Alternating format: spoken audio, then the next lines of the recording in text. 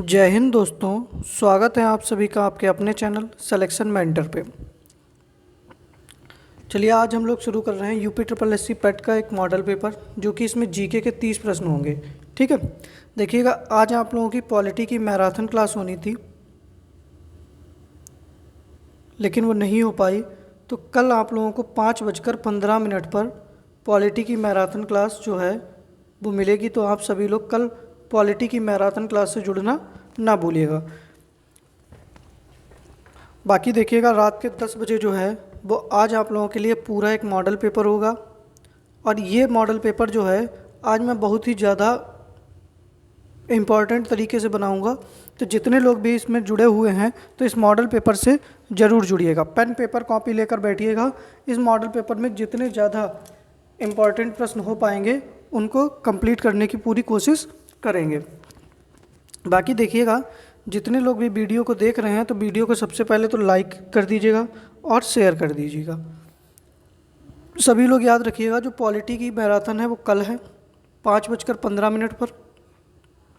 दूसरी चीज़ आपके साथ में ये है कि रात के 10 बजे आज जो है वो मॉडल पेपर है, ये बहुत इम्पॉर्टेंट है। तो आप सभी लोग इस मॉडल पेपर से भी जुड़ना बिल्कुल ना भूलिएगा।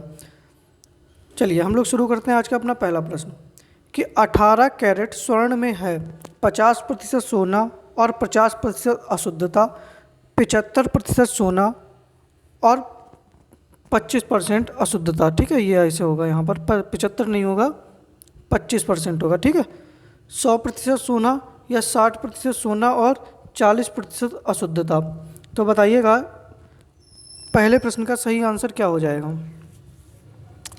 कि 18 कैरेट स्वर्ण जो होता है उसमें क्या होता है 50% सोना और 50% अशुद्धता। तो इस प्रश्न का सही आंसर हो जाएगा बी ऑप्शन। इसमें क्या होता है 75% तो गोल्ड होता है। क्या होता है? गोल्ड होता है। और जो 25% होती है वो इसमें मिक्स होता है, मतलब अशुद्ध होता है ये। ठीक है, तो 100% शुद्ध नहीं होता है। जो 18 कैरेट का गोल्ड हम लोग लेते हैं, जो 24 कैरेट होता है उसमें 100% सोना होता है। ठीक है, और आभूषण बनाने में जो है वो इसी का प्रयोग किया जाता है, 18 कैरेट सोने का। ठीक है, ये भी आप लोग याद रखिएगा। तो पहले प्रश्न का बी आंसर सही हो जाएगा। आगे बढ़ते हैं कि चमगादड़ की ध्वनि कैसी होती है? श्रव्य, अपश्रव्य, अवधानिक या पराश्रव्य? तो बताइएगा जो चमगादड़ है उसकी ध्वनि कैसी होती है? ठीक है, बताइएगा जो चमगादड़ है, चमगादड़ की ध्वनि जो है वो कैसी होती है? सही आंसर आप लोगों का क्या हो जाएगा दूसरे प्रश्न का? जल्दी से बताइएगा। तो जो चमगादड़ है, चमगादड़ की ध्वनि जो होती है वो कैसी होती है? पराश्रव्य होती है। कैसी होती है? पराश्रव्य होती है। दूसरे प्रश्न का डी आंसर आपका सही हो जाएगा। ठीक है, चलिए आगे बढ़ते हैं हम लोग कि अल्कोहल से, ये देखो इधर लिख गया, आज कौन सा दिमाग है। ईथर बनाने की विधि में किस उत्प्रेरक का प्रयोग किया जाता है? ठीक है, तो अल्कोहल से जब ईथर बनाया जाता है तो उसमें किसका प्रयोग किया जाता है? निकिल का, प्लेटिनम चूर्ण का, गरम एल्यूमिना का या क्लोराइड का? तो बताइएगा जब अल्कोहल से ईथर बनाया जाता है तो उसमें किस उत्प्रेरक का जो है वो प्रयोग किया जाता है? निकिल का किया जाता है, प्लेटिनम चूर्ण का किया जाता है, गरम एल्यूमिना का किया जाता है या क्लोराइड का किया जाता है? तो तीसरे प्रश्न का सही आंसर आप लोगों का क्या होना चाहिए? जल्दी से बताइएगा। तो तीसरे प्रश्न का सही आंसर हो जाएगा गरम एल्यूमिना। किसका प्रयोग किया जाता है? गरम एल्यूमिना का जो है वो अल्कोहल से ईथर बनाने में प्रयोग किया जाता है। ठीक है, तो तीसरे प्रश्न का सी आंसर आपका सही हो जाएगा। ठीक है, चलिए आगे बढ़ते हैं हम लोग कि डीएनए नाइट्रोजन क्षारक के कारण आरएनए से भिन्न होता है। थाइमिन, एडेनिन, ग्वानिन या साइटोसिन? तो बताइएगा डीएनए जो है किस नाइट्रोजन क्षारक के कारण आरएनए से अलग होता है? चौथे प्रश्न का सही आंसर आप लोगों का क्या होना चाहिए? जल्दी से बताइएगा कि जो डीएनए है वो थाइमिन नाइट्रोजन क्षारक के कारण जो होता है वो आरएनए से भिन्न होता है। ठीक है, तो चौथे प्रश्न का ए आंसर आपका सही हो जाएगा। ठीक है, चलिए आगे बढ़ते हैं हम लोग कि इंसुलिन में कौन सी धातु होती है? तांबा, जस्ता, लोहा या मैग्नीशियम। तो बताइएगा कि इंसुलिन में कौन सी धातु होती है? तांबा होती है, जस्ता होता है, लोहा होता है या मैग्नीशियम होता है? तो पाँचवें प्रश्न का सही आंसर आप लोगों का क्या होना चाहिए? भाई सभी लोग वीडियो को एक बार शेयर कर दीजिएगा आप लोग। तो इंसुलिन में कौन सी धातु होती है? तो इंसुलिन के अंदर जस्ता धातु होती है। कौन सी? जस्ता होती है। तो पाँचवें प्रश्न का बी आंसर आप लोगों का बिल्कुल सही हो जाएगा। ठीक है, बताइएगा साइंस के ये 5 प्रश्न थे, 5 में से आप लोगों के कितने प्रश्न सही हुए? साइंस के 5 प्रश्नों में से कितने प्रश्न आप लोगों के सही हुए हैं?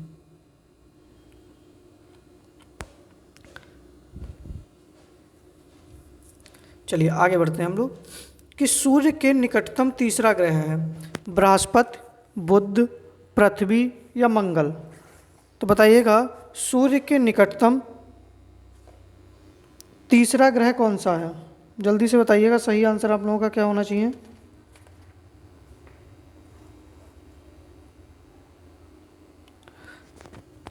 तो देखिएगा, मान लिया ये सूर्य है, ठीक है, तो सूर्य के सबसे निकट कौन सा है? तो ये बुध है। मतलब सूर्य के सबसे निकट कौन सा है? बुध। बुध के बाद में कौन सा है? शुक्र। शुक्र के बाद में कौन सा है? पृथ्वी। तो तीसरे नंबर पे कौन सा हो जाएगा? सूर्य के निकटतम तीसरा ग्रह कौन सा है? पृथ्वी है।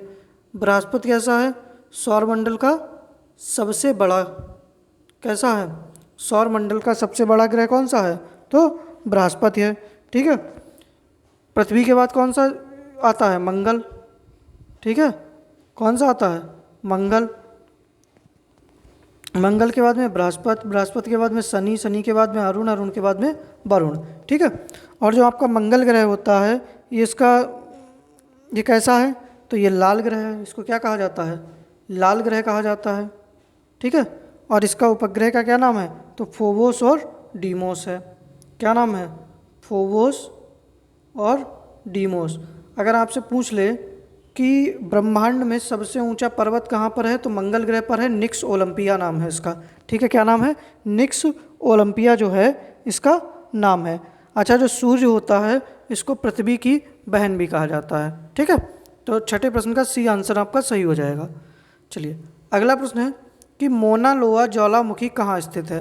हवाई द्वीप पर, इक्वाडोर पर, चिली में या इंडोनेशिया में? चिली पनीर नहीं है ये। ठीक है, चिली एक देश है जो कि तांबा उत्पादन के लिए प्रसिद्ध है।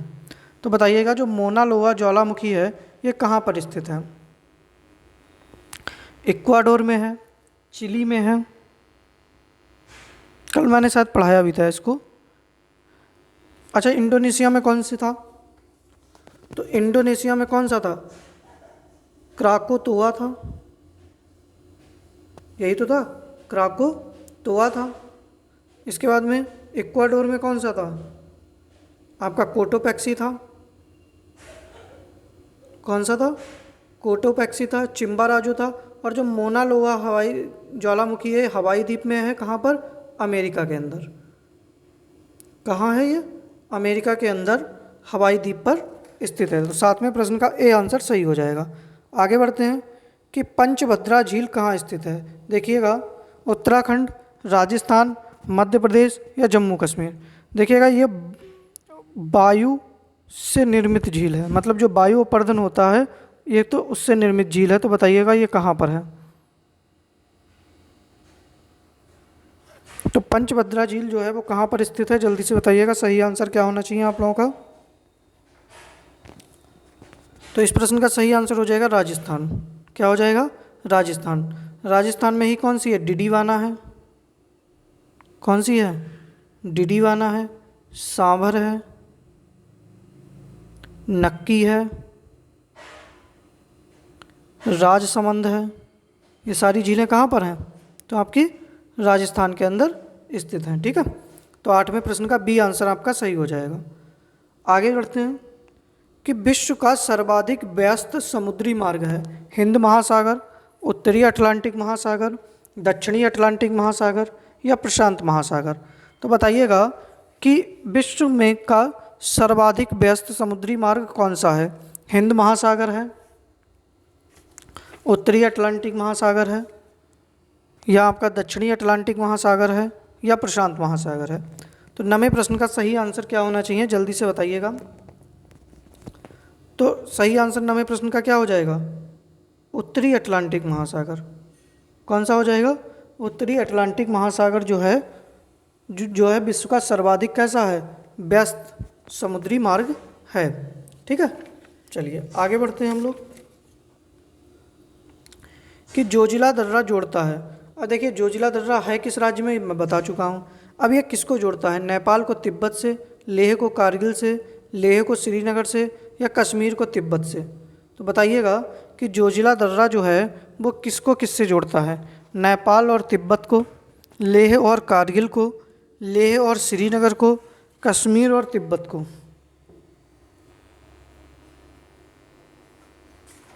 तो जल्दी से बताइएगा सही आंसर आप लोगों का क्या होना चाहिए।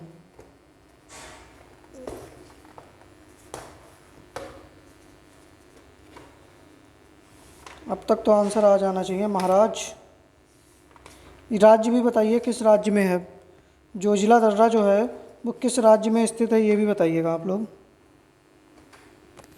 तो देखिएगा जोजिला दर्रा जो है वो स्थित कहाँ पर है, लद्दाख में स्थित है। कहाँ पर, लद्दाख में स्थित है। और यह लेह को श्रीनगर से जोड़ता है। कहाँ से, लेह को श्रीनगर से जोड़ता है। ठीक है, तो इसका सही आंसर क्या हो जाएगा, सी आंसर आपका सही हो जाएगा। ठीक है, चलिए आगे बढ़ते हैं। अच्छा, लद्दाख में और कौन कौन सा है, तो काराकोरम है, जोजिला है, काराकोरम है, एक कोई और है, शायद 3 दर्रे हैं ना, जोजिला दर्रा है, काराकोरम दर्रा है और बुर्जिल, कौन सा है, बुर्जिल ला दर्रा। ठीक है, चलिए आगे बढ़ते हैं हम लोग अगले प्रश्न पे कि किस शहर को द क्वीन ऑफ अरेबियन सी के नाम से जानते हैं, कोच्चि, मुंबई, कांडला या विशाखापत्तनम। तो बताइएगा 11वें प्रश्न का सही आंसर आपका क्या होना चाहिए कि किस शहर को द क्वीन ऑफ अरेबियन सी के नाम से जानते हैं। देखिएगा विशाखापत्तनम तो हो नहीं सकता, क्योंकि ये देखो भारत में अरेबियन सी की तरफ इसका मुहाना नहीं है, ये किधर जाता है, बंगाल की खाड़ी की तरफ, क्योंकि भाई आंध्र प्रदेश में है ना ये। ठीक है, आंध्र प्रदेश किधर है भाई, ये हमारा नक्शा है, तो ये इधर इधर है, तो इसका जल किधर जाता है, बंगाल की खाड़ी की तरफ जाता है। ठीक है, तो ये ऑप्शन तो आप कट कर दो। अब कांडला गुजरात में, महाराष्ट्र मुंबई में, कोच्चि केरल में। तो सही आंसर क्या हो जाएगा, कोच्चि केरल जो है इसको क्वीन ऑफ अरेबियन सी के नाम से जाना जाता है। ठीक है, तो 11वें प्रश्न का ए आंसर भी आपका सही हो जाएगा। आगे बढ़ते हैं कि दवाइयों की home delivery company PharmEasy ने किस अभिनेता को अपना ब्रांड एम्बेसडर नियुक्त किया है, अक्षय कुमार, पंकज त्रिपाठी, अजय देवगन या आमिर खान। अजय देवगन तो वही वाले हैं, कौन सा पान मसाला, जुमा केसरी वाला है।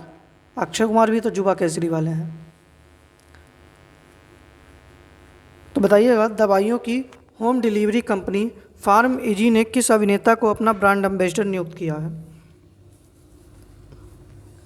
तो इस प्रश्न का सही आंसर क्या हो जाएगा, डी ऑप्शन सही हो जाएगा। आमिर खान को फार्म इजी कंपनी ने अपना ब्रांड एम्बेसडर नियुक्त किया है। ठीक है, आगे बढ़ते हैं हम लोग कि मलेरिया दिवस कब मनाया जाता है, 25 अप्रैल, 25 मई, 25 जून या 25 जुलाई। तो बताइएगा कि जो मलेरिया दिवस है वो कब मनाया जाता है। अच्छा, भारत ने मलेरिया उन्मूलन के लिए कितने वर्ष का लक्ष्य रखा है कि कब तक जो है वो भारत मलेरिया से को देश में ख़त्म कर देगा, बताइएगा। मलेरिया ख़त्म करने का लक्ष्य भारत ने कब तक रखा है। तो देखिएगा मलेरिया उन्मूलन का लक्ष्य कब तक रखा है,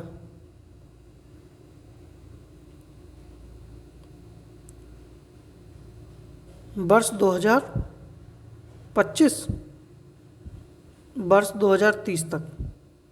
ठीक है, और ये मलेरिया दिवस कब मनाया जाता है, तो 25 अप्रैल को मनाया जाता है। ठीक है, तो 13वें प्रश्न का ए आंसर आपका सही हो जाएगा। आगे बढ़ते हैं हम लोग कि राष्ट्रीय प्रतिरक्षा विज्ञान संस्थान स्थित है लखनऊ, नई दिल्ली, बेंगलुरु, हैदराबाद।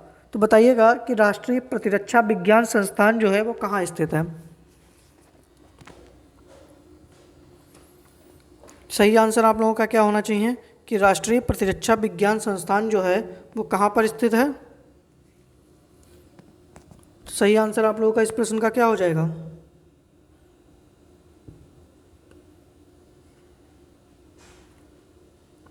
नई दिल्ली हो जाएगा। क्या हो जाएगा, नई दिल्ली हो जाएगा। नई दिल्ली में जो है वो राष्ट्रीय प्रतिरक्षा विज्ञान संस्थान जो है वो स्थित है। ठीक है, चलिए आगे बढ़ते हैं हम लोग कि बेगल शब्द का प्रयोग किस खेल में किया जाता है। ठीक है, ये जो बेगल शब्द है इसका प्रयोग किस खेल में किया जाता है। टेनिस में, बैडमिंटन में, हॉकी में या फुटबॉल में। तो बताइएगा जो बेगल शब्द है इसका प्रयोग जो है वो किस खेल में किया जाता है।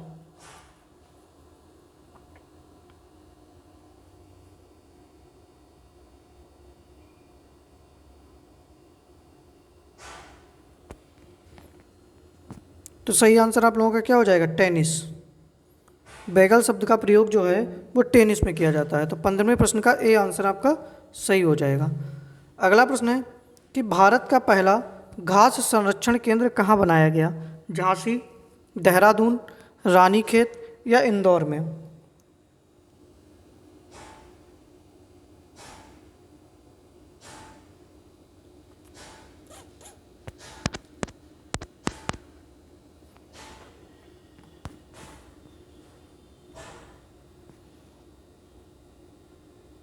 तो सही आंसर आपका क्या हो जाएगा, रानीखेत। उत्तराखंड का जो रानीखेत है इसमें भारत का पहला घास संरक्षण केंद्र जो है वो बनाया गया है। ठीक है, झांसी में क्या है, तो चारा अनुसंधान केंद्र है। चलिए आगे बढ़ते हैं हम लोग कि सिंधु घाटी सभ्यता का सबसे बड़ा भवन है। विशाल स्नानागार, दो मंजिला मकान, सस्तंभ हाल या धन्यागार। तो बताइएगा 17वें प्रश्न का सही आंसर आप लोगों का क्या होना चाहिए कि सिंधु घाटी सभ्यता का सबसे बड़ा भवन या सबसे बड़ा इमारत। ठीक है, सबसे बड़ी इमारत पूछ ले तब भी यही हो जाएगा। ठीक है, तो सही आंसर आप लोगों का क्या हो जाएगा, धन्यागार। मतलब इसका अर्थ क्या हो जाएगा, अन्नागार। जहाँ पर हम लोग क्या रखते हैं, धन धान्य रखते हैं, वो सिंधु घाटी सभ्यता का सबसे बड़ा स्थल था। ठीक है, और इसके साक्ष्य हमको कहाँ से मिले थे ये आप लोग कमेंट बॉक्स में बताइएगा।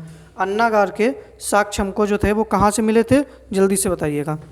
तो 17वें प्रश्न का डी आंसर आपका सही हो जाएगा। आगे बढ़ें, चलिए अगला प्रश्न है कि पेरिस ओलंपिक 2024 में पहली बार इंडिया हाउस स्थापित करने हेतु भारतीय ओलंपिक संघ के साथ किसने भागीदारी की। टाटा समूह, अडानी समूह, रिलायंस इंडस्ट्रीज या इनमें से कोई नहीं।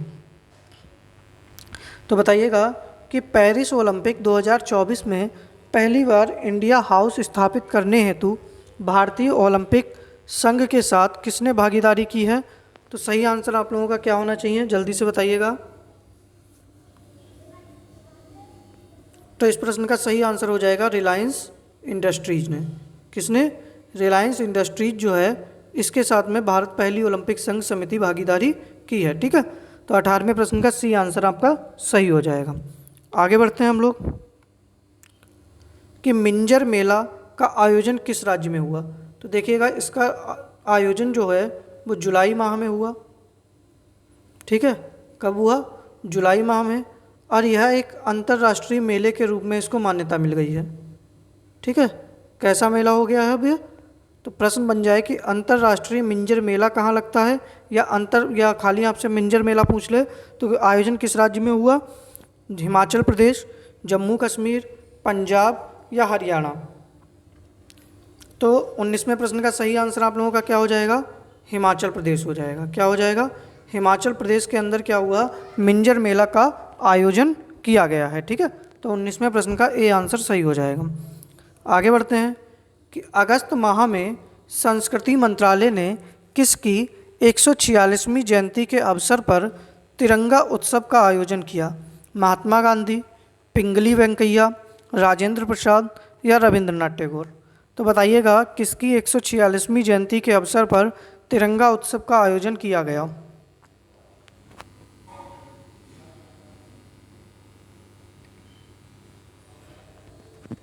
तो सही आंसर आप लोगों का 20वें प्रश्न का क्या होना चाहिए, पिंगली वेंकैया। बी ऑप्शन सही हो जाएगा कि पिंगली वेंकैया के 146वीं जयंती के अवसर पर तिरंगा उत्सव मनाया गया। ठीक है, आगे बढ़ते हैं हम लोग कि ऑनलाइन सरकारी टैक्सी सेवा शुरू करने वाला पहला राज्य है गोवा, केरल, तमिलनाडु या आंध्र प्रदेश। तो बताइएगा कि ऑनलाइन सरकारी टैक्सी सेवा शुरू करने वाला पहला राज्य कौन सा है? गोवा है,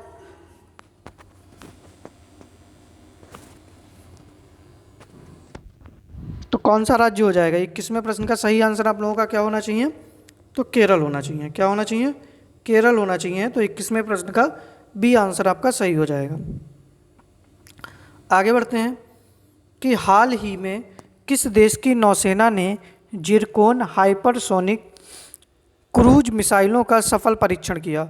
रूस ने, फ्रांस ने, चीन ने या अमेरिका ने? तो बताइएगा कि किस देश की नौसेना ने जिरकोन नामक हाइपरसोनिक क्रूज मिसाइलों का सफल परीक्षण किया है? तो सही आंसर आप लोगों का क्या हो जाएगा? जल्दी से आंसर करिएगा।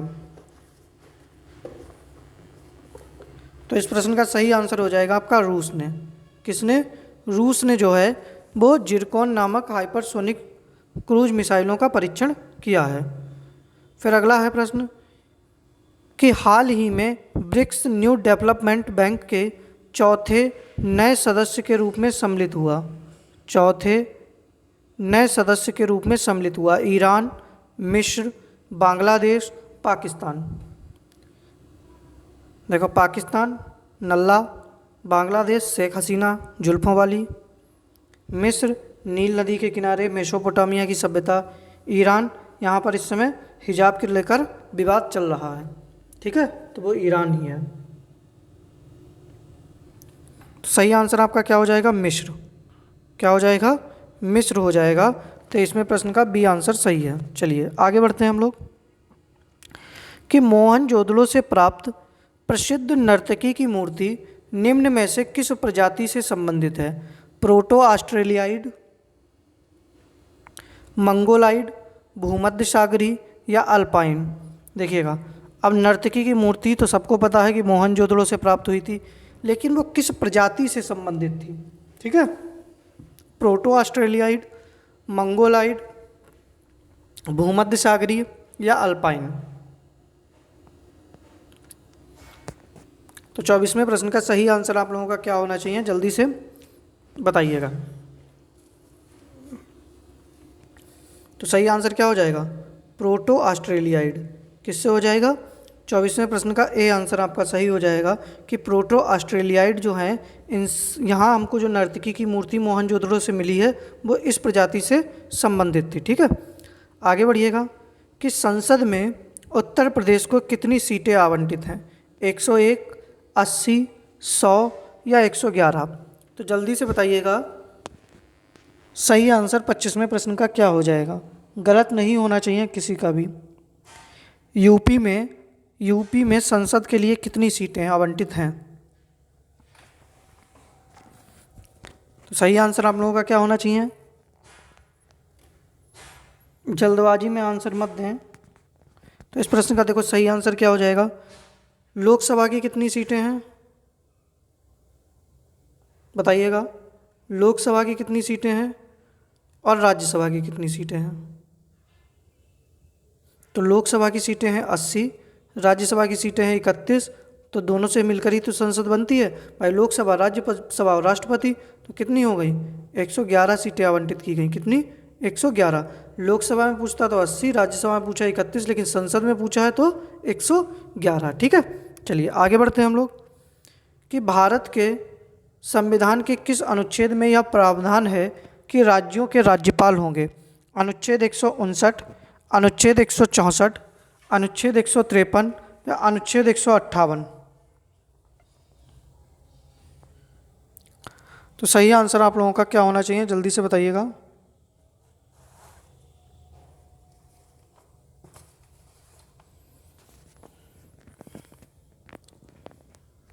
तो इस प्रश्न का सही आंसर हो जाएगा अनुच्छेद 153। क्या हो जाएगा? अनुच्छेद 153 में जो है वो राज्यों के राज्यपाल होंगे या वर्णित है। ठीक है, आगे बढ़ते हैं हम लोग कि किताबुल हिंद का लेखक कौन है? उत्बी, बेहाकी, अलबरूनी या अबुल फजल?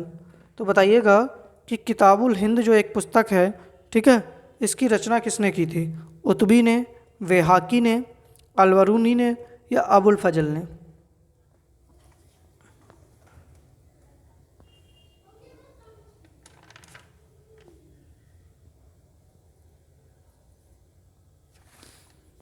चलिए, तो सही आंसर क्या हो जाएगा इसका?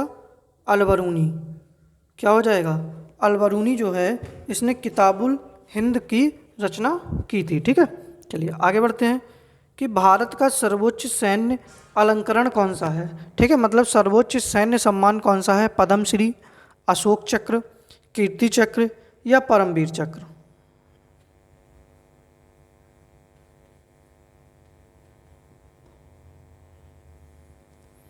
तो भारत का सर्वोच्च सैन्य अलंकरण जो है वो कौन सा है? तो वो कौन हो जाएगा? परमवीर चक्र। कौन सा हो जाएगा?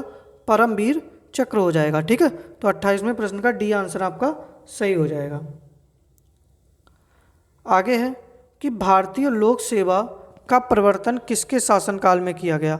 वॉरेन हास्टिंग, कर्जन, कार्नवालिस या विलियम बेंटिक?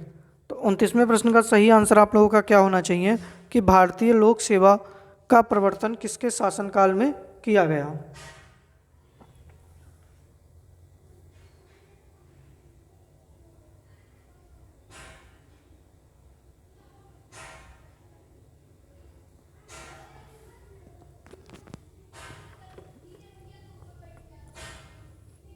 तो सही आंसर क्या हो जाएगा? कार्नवालिस। ठीक है, किसके? कार्नवालिस। इसकी कब्र कहाँ पर है? तो कार्नवालिस की कब्र जो है वो कहाँ पर है? अगला प्रश्न है हमारा कि महात्मा गांधी को किस वर्ष केसरे हिंद की उपाधि से सम्मानित किया गया? वर्ष 1913, वर्ष 1915, वर्ष 1917 या वर्ष 1918?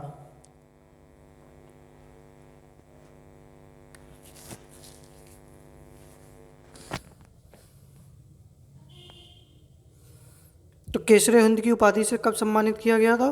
तो वर्ष 1915 में सम्मानित किया गया था। ठीक है, तो 30वें प्रश्न का बी आंसर सही हो जाएगा। तो उसकी कब्र कहाँ पर है? तो गाजीपुर में है। किसकी? कार्नवालिस की। कार्नवालिस की कब्र कहाँ पर है? गाजीपुर के अंदर स्थित है। ठीक है, चलिए अब देखिए, मैं कुछ प्रश्न आप लोगों से इंडिविजुअली पूछ रहा हूँ। उत्तर प्रदेश का सबसे कम गरीब जिला? उत्तर प्रदेश का सबसे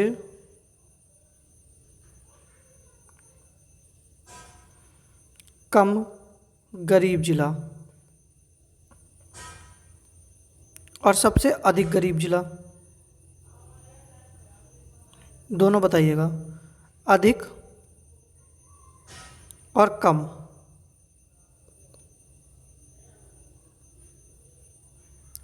इसके साथ में आप लोग बताइएगा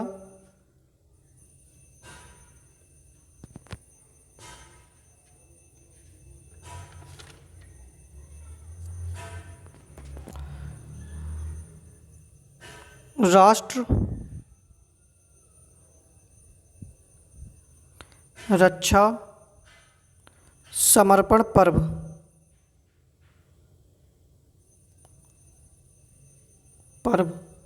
का आयोजन 2021 में इसका आयोजन हुआ, कहाँ पर हुआ? ठीक है, उत्तर प्रदेश में मेडिकल डिवाइस पार्क कहाँ लगाया जा रहा है? Medical device park. ठीक है, और अगर आप लोगों को बताना हो कुछ?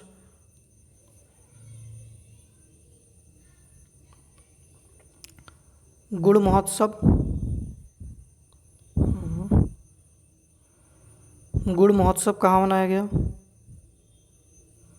चलिए समझिएगा, सबसे कम गरीब जिला है लखनऊ। कौन सा है? लखनऊ है। और सबसे ज़्यादा गरीब कौन सा है? तो श्रावस्ती है। यहाँ साक्षरता भी सबसे ज़्यादा कम है। राष्ट्र रक्षा समर्पण पर्व का आयोजन कहाँ पर हुआ? तो ये झांसी में हुआ। कहाँ पर हुआ? झांसी में। झांसी के अंदर ही क्या है? तो चारा अनुसंधान केंद्र है। इसी के साथ में यहाँ पर स्ट्रॉबेरी महोत्सव, ठीक है, इसका भी आयोजन झांसी में किया गया। मेडिकल डिवाइस पार्क जो है वो गौतम बुद्ध नगर में। कहाँ पर? गौतम बुद्ध नगर में। और गुड़ महोत्सव का आयोजन कहाँ पर किया गया? तो लखनऊ में। कहाँ पर? लखनऊ के अंदर। काला नमक चावल महोत्सव तो सिद्धार्थ नगर में। ठीक है, तो आप लोग एक इसका स्क्रीनशॉट रख लीजिएगा। बाकी हम लोग जो है ठीक है, बाकी उम्मीद कर रहे हैं कि आप सभी को ये क्लास पसंद आई होगी। अगर वीडियो पसंद आई है तो वीडियो को लाइक करिएगा, चैनल को सब्सक्राइब करिएगा। बाकी 10 बजे जो है वो आप लोगों के लिए एक मॉडल पेपर है, ठीक है, और इसमें पेन पेपर कॉपी लेकर बैठिएगा। आज जो है वो प्रश्नों का स्तर रीजनिंग और मैथ्स में, क्योंकि देखो आप लोग जीएस की प्रैक्टिस लगातार कर रहे हैं, हिंदी की प्रैक्टिस लगातार कर रहे हैं, लेकिन रीजनिंग और मैथ की प्रैक्टिस आपकी नहीं हो पा रही है। तो रीजनिंग और मैथ्स के 5-5 प्रश्न जो है आएंगे, उनकी प्रैक्टिस आज यहाँ पर कराई जाएगी। तो आप लोग पेन पेपर कॉपी लेकर अच्छे से बैठिएगा और हम लोग आज यहाँ के प्रश्न हल करेंगे। तो आप लोग वीडियो को अधिक से अधिक शेयर कर दीजिएगा, ज़्यादा से ज़्यादा। और जो सब्सक्राइबर हैं अभी 844 हैं, ठीक है, 844 हैं। संभवतः शायद वीडियो देखते देखते एक आध बढ़ जाए, लेकिन आप लोग इनको जल्दी से जल्दी यहाँ तक पहुँचा दीजिएगा। तो आप लोगों का इसके लिए हम तहे दिल से धन्यवाद करते हैं। पहली बात तो आप लोग 844 किए हैं, इसके लिए ही बहुत बहुत धन्यवाद। लेकिन आप लोग यहाँ तक पहुँचाइएगा तो और थोड़ा अच्छा लगेगा। बाकी उम्मीद कर रहे हैं कि वीडियो पसंद आई होगी। अगर वीडियो ख़त्म हो जाने के बाद में आप लोग जो है वो वीडियो के नीचे एक आप लोग कमेंट जरूर करिएगा। बाकी आप लोग बताइएगा आज आप लोगों के कितने प्रश्न जो थे वो सही हुए हैं।